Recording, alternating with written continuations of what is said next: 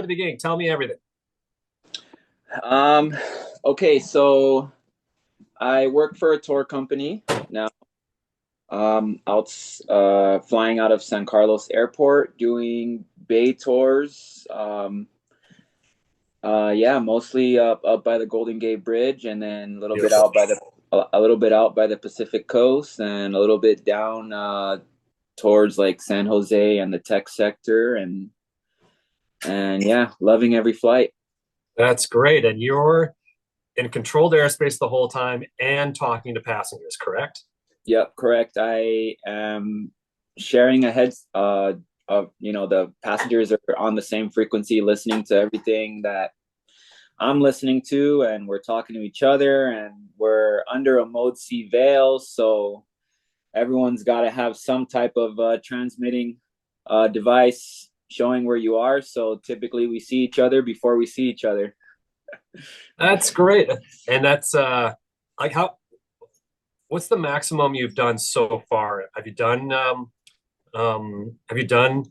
six tours in a day yet?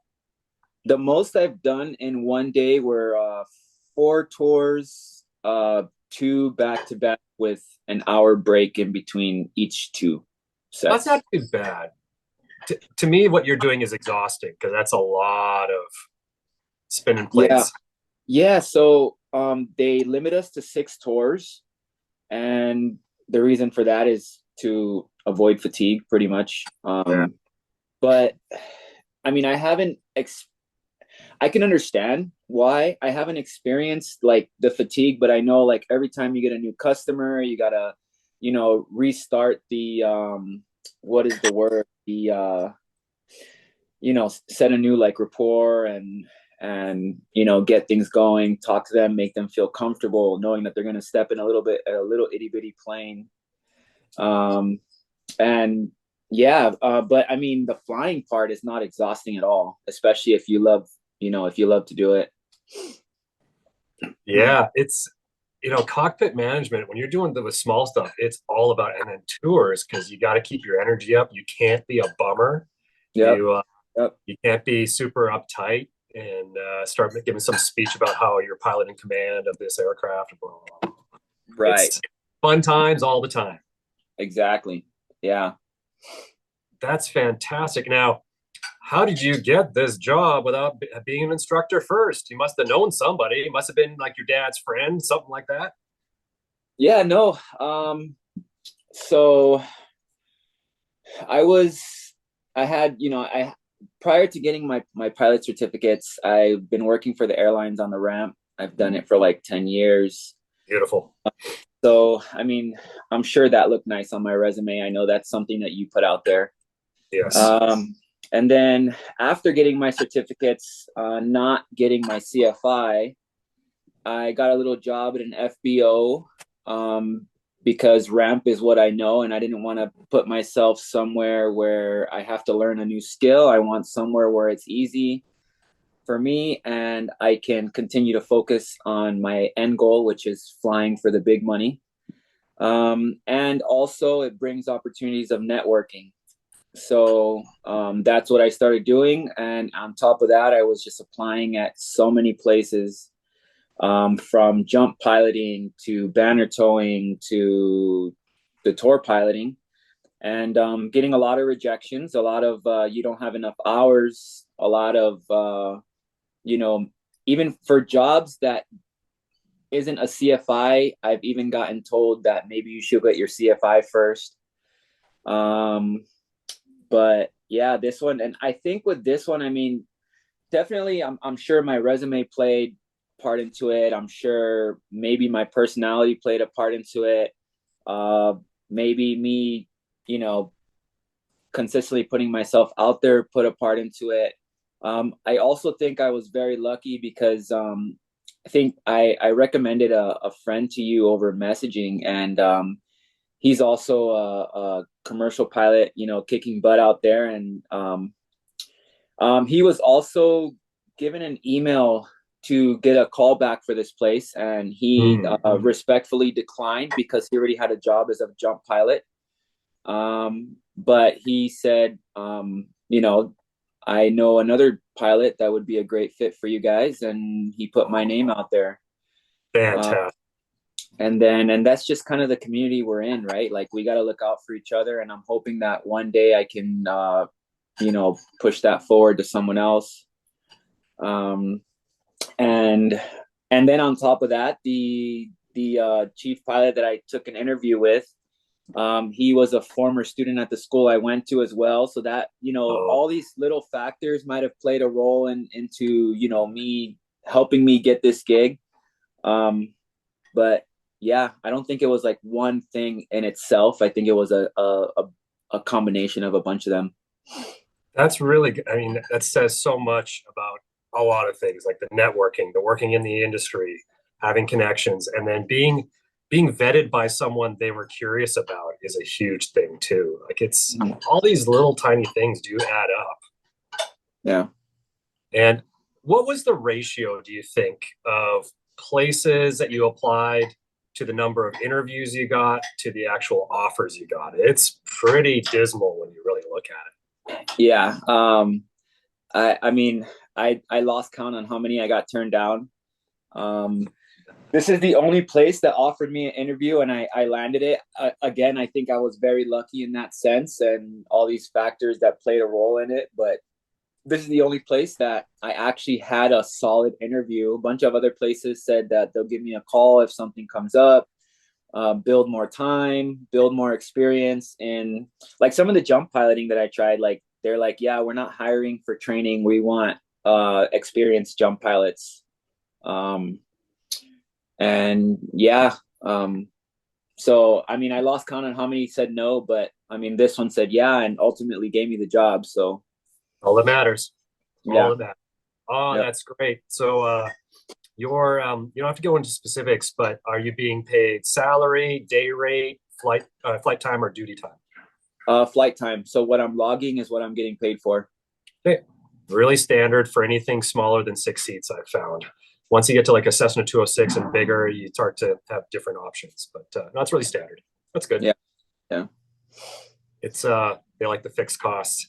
Um, yeah, I can't tell you how excited I am for you. Like it's um, the summer is going to be a lot, and just make sure you take your vitamins, eat your Wheaties, all that. But you've already been through numbers of years of this on the ramp. yeah, Like you know what aviation summer is like. It's yep, long.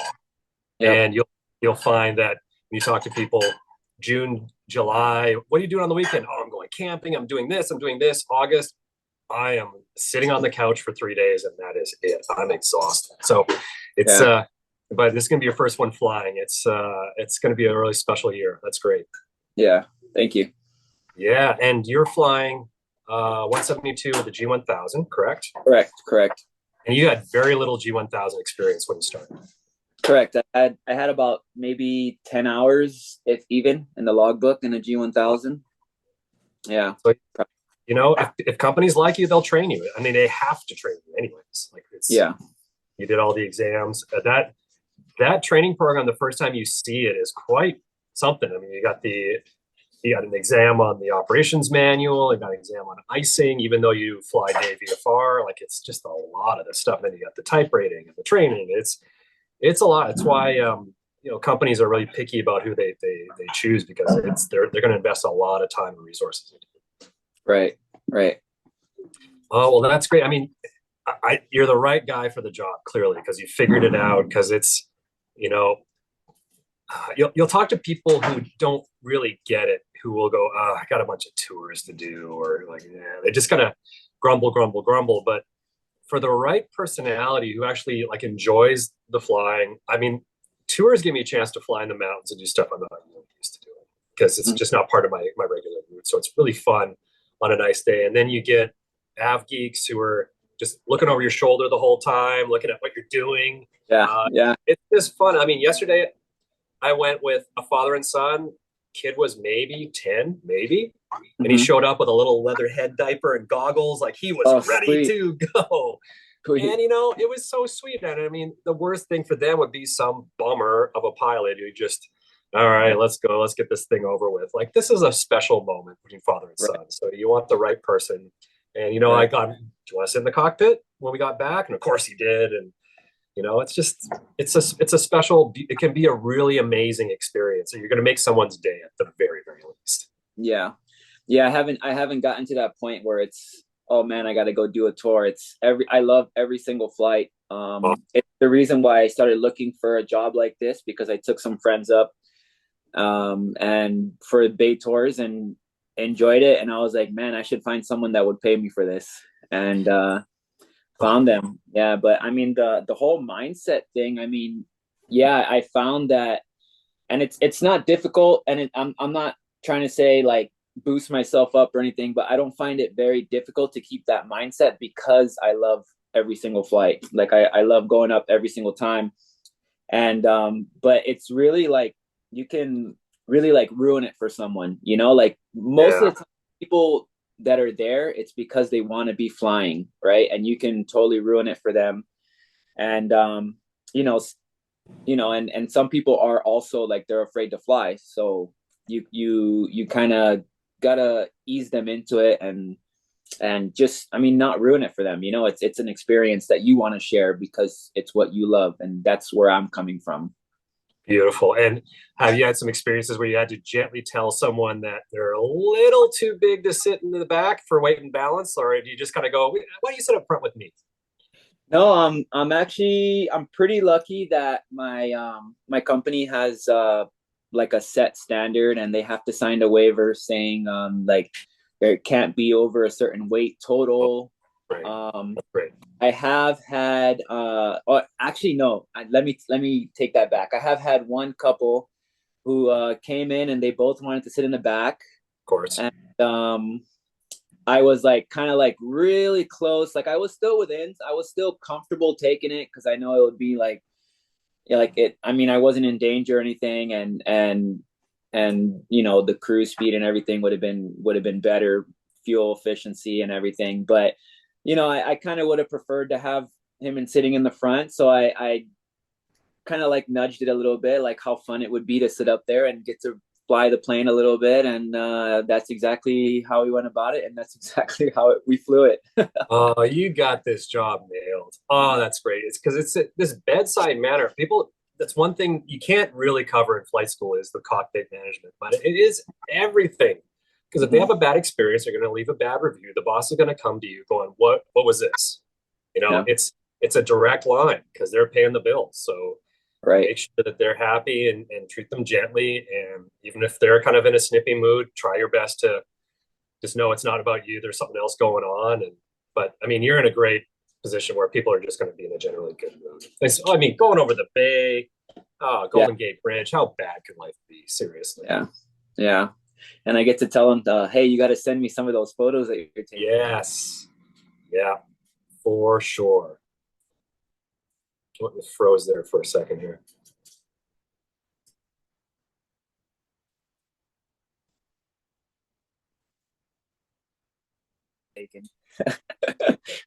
There we go.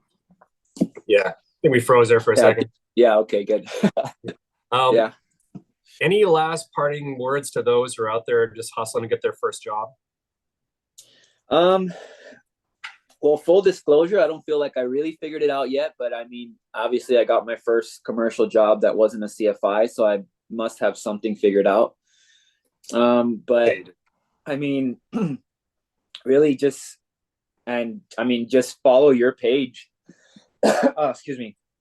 I think a lot of the information you put out there, a lot of the, like I told you in the message, and I mean, I keep telling you, but I really appreciate a lot of the message that you put out there, because prior to me getting this job, it's the kind of messages that I needed to hear, and yeah, just, I mean, follow that and do what you feel is best for you. Like CFI is great for some people, and it's definitely an accelerator of time, but CFI isn't for everyone. And I mean, I guess, like, and I didn't want to do CFI. If I can avoid it, I want to avoid it.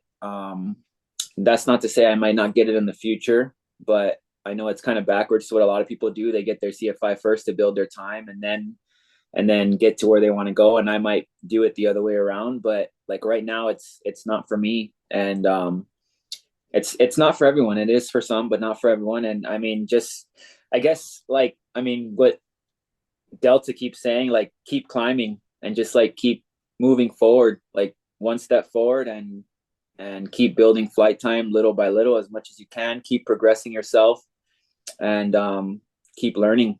Yeah. Always keep learning. I mean, what you're doing now is actually taking your skills to the next level because you got to be smooth on those controls. You got people that Right. want to be out the window. I got advice from an old bush pilot saying the job is to make the flight boring for you because if it's boring for you, people are looking out the window, taking photos, and it's party in the airplane. So Mm-hmm. this is it's actually way better for your skills. You may be building time slowly, but you're not going to be building time that slow in the summer. You're going to be probably doing 5 or 6 hours a day. That's a lot of flying. Yeah. You know, Yeah. the kind of flying that we're doing, which is no autopilot, hand flying in a Yeah. busy control zone, talking to passengers, talking to ATC. I mean, it's exhausting. So this is the best thing for your flying right now. And if you decide to go instruct later, you're going to be a better instructor. Look at the experience you're going to be able to bring up because that's what I did too. I flew commercially first and then switched to the float world, and the job came up to instruct on floats, and I really liked it because I didn't have to deal with the PPL CPL basics. So they already had the basics, and we Right. just talked, and I was able to tell them kind of what to expect if they wanted to go to the commercial float world. This is what you're going to have to do. So it'll make you a better instructor. So I can't tell you how happy I am for you. I'm thrilled for you. You're doing great, and we'll just stay in touch. It'd be great to see how things progress during the summertime. Yeah, definitely. Thank you. Thank you for everything. So you take care of yourself, fly safe, and we'll talk to you real soon. All right.